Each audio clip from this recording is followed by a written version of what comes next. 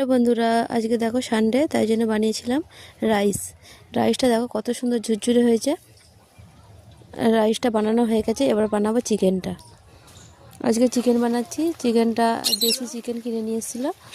চিকেনটা ভালো করে ধুয়ে নিয়েছিলাম, নিয়ে দেখো একটু কষিয়ে নিলাম। পেঁয়াজ, টমেটো, আদা, রসুন সব দিয়ে, জিরে গুঁড়ো দিয়েছিলাম, ধনে গুঁড়ো দিয়ে ভালো করে কষিয়ে নিলাম। লঙ্কা গুঁড়ো, হলুদ গুঁড়ো, কাঁচা লঙ্কা দিয়েছিলাম, দিয়ে ভালো করে কষিয়ে নিলাম।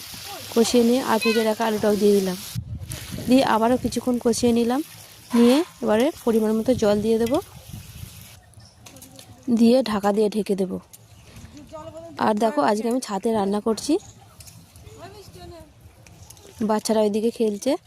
এবারে ঢাকা দিয়ে ঢেকে দেব, মাংস আলু সিদ্ধ হোক।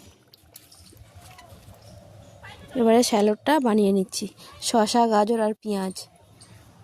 একটু স্যালাড বানালে ভালো লাগে রাইসের সঙ্গে, তাই স্যালাডটা বানিয়ে নিলাম। আর এদিকে দেখো বাচ্চারা ছাদে সব খেলছে।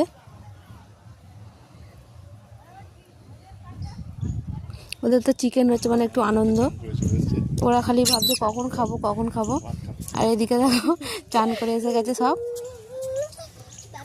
আর রান্নাটা আমার ওইদিকে প্রায় কমপ্লিট। লাল লাল চিকেন, স্যালাড আর রাইস। আর বাচ্চাদের খেতেও দিয়ে দিয়েছি।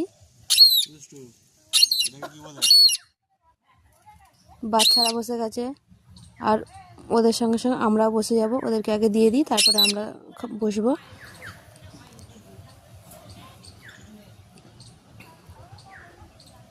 ওদের তো খুব পছন্দ রাইস আর চিকেন, ওরা খুব আনন্দ করে খেলো। আর বাবু ছিল না, বাবু লাস্টে এলো, ঘুড়ি ওড়াতে গেছিলো।